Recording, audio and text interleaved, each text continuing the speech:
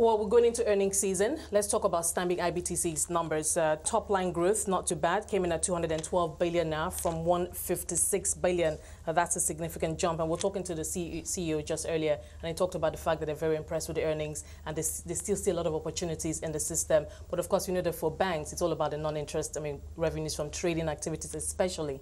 But your thoughts on the numbers and the opportunities that you think banks will be focusing on in 2018 to boost their balance sheets? Yeah, thanks for having me. It was interesting to listen to the MD CEO of the Stanbic IBTC Holding, share his views concerning these results, some kind of facts behind the figure. And he spoke elaborately, basically, about the Stanbic IBTC position in terms of how they've done their earnings. And for all the banks that have come up, for Zenith Bank, for GT Bank, and for Stanbic IBTC, the interesting thing is that it looks good. It looks good compared with 2016. 2017 was a recovery from economic recession and we're going into economic growth. The banks fundamentally do well if the economy is growing because of the nature of their asset classes that is spread across the economy.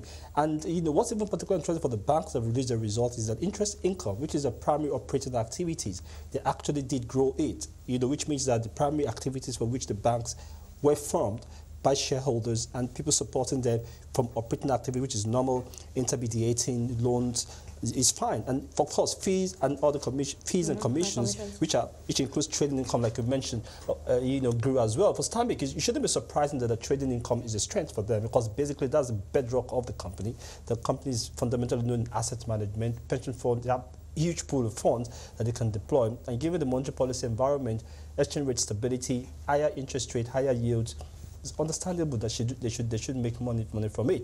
And if you look at the capital importation statistics offered by National Bureau of Statistics, if we put that vis-a-vis what the CEO of Stanbic IBTC Holding was saying about trading income, particularly occurring from liberalization of the foreign exchange market, the impressive stability that the higher new window has brought in, and look at the capital importation statistics from the NBS, like I said earlier on, Stanbic IBTC tops, quarter on quarter since that market has been liberalized in terms of the bank that tops the list among the bank. It tops the list among the banks that bring in foreign capital from abroad. And it's understandable because of his alliance, with its parent company, in South Africa and its outreach in terms of it being able to harness that.